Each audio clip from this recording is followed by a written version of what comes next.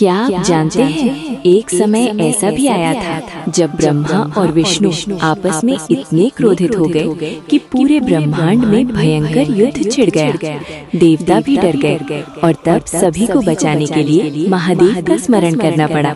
आखिर ऐसा क्या हुआ था, आइए सुनते हैं शिव महापुराण की ये अद्भुत कथा।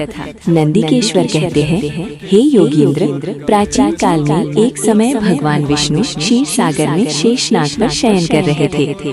उनके साथ उनकी पराशक्ति लक्ष्मी जी और अनेक दिव्य पार्षद उपस्थित थे। उसी समय ब्रह्मवेत्ताओं में श्रेष्ठ ब्रह्मा जी अपनी इच्छा से वहां पहुंचे। उन्होंने कमल नयन भगवान विष्णु को देखा और क्रोध से बोले, तुम कौन हो जो मुझे आया देखकर भी ऐसे सो रहे हो? उठो और अपने प्रभु मुझे देखो। जो व्यक्ति अपने गुरु या श्रेष्ठ जन को देखकर भी आदर न करे, वह मूर्ख गुरुद्रोही कहलाता है। ब्रह्मा के ये कठोर वचन सुनकर भी भगवान विष्णु बाहर से शांत रहे। उन्होंने विनम्रता से कहा, हे वत्स, तुम्हारा स्वागत है, आओ इस आसन पर बैठो।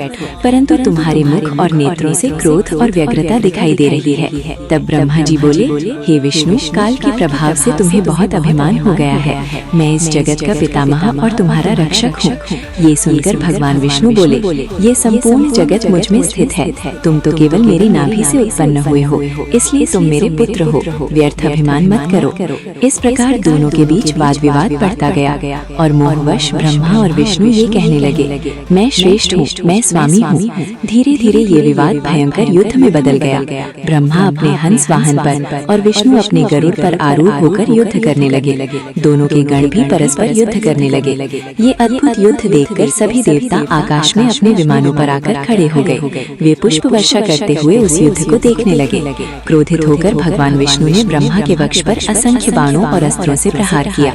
तब ब्रह्मा ने भी विष्णु के हृदय पर अग्नि के समान तेजस्वी अस्त्रों की वर्षा कर दी। इसके बाद विष्णु ने भयंकर माहेश्वर अस्त्र का संधान किया और ब्रह्मा ने भी उग्र अस्त्र का प्रयोग किया। तभी आकाश में दो भयंकर दिव्य अस्त्र प्रकट हुए, हजारों मुखों वाले प्रचंड आंधी के समान उग्र, जिनकी शक्ति से पूरा ब्रह्मांड कांप उठा।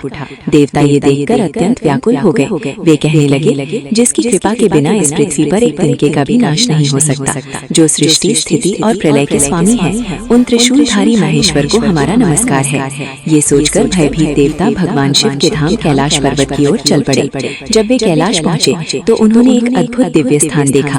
प्रणव ओम के आकार का वह शिव स्थान अलौकिक तेज से चमक रहा था। देवताओं ने वहाँ प्रवेश किया और सभा के मध्य में उन्होंने एक अद्भुत दृश्य देखा। रत्नों से बने सिंहासन पर भगवान शंकर विराजमान थे। उनके साथ देवी पार्वती विराजमान थी। महादेव अद्भुत मुद्रा में बैठे थे। चारों ओर शिवगण सेवा में लगे थे। दिव्य रमणियां चंबल डुला रही थी और वेद स्वयं उनकी स्तुति कर रहे थे। भगवान शिव अपनी करुणामयी दृष्टि से सबको देख रहे थे। ये दृश्य देखकर देवताओं की आंखों में आनंद के आंसू आ गए। उन्होंने दूर से ही महादेव को दंडवत प्रणाम किया। तब भगवान शंकर ने अपने गणों को आदेश दिया, इन देवताओं को मेरे पास बुलाओ। और फिर देव शिरोमणि महादेव ने उन देवताओं को आनंदित करते हुए गंभीर और मंगलमय वचन कहना प्रारंभ किया। लेकिन महादेव ने देवताओं से ऐसा क्या कहा जिससे ब्रह्मा और विष्णु का भयंकर युद्ध समाप्त हो गया, और कैसे प्रकट हुआ शिव का अनंत ज्योतिर्लिंग? ये अद्भुत रहस्य हम अगले अध्याय में जानेंगे। हर हर महादेव।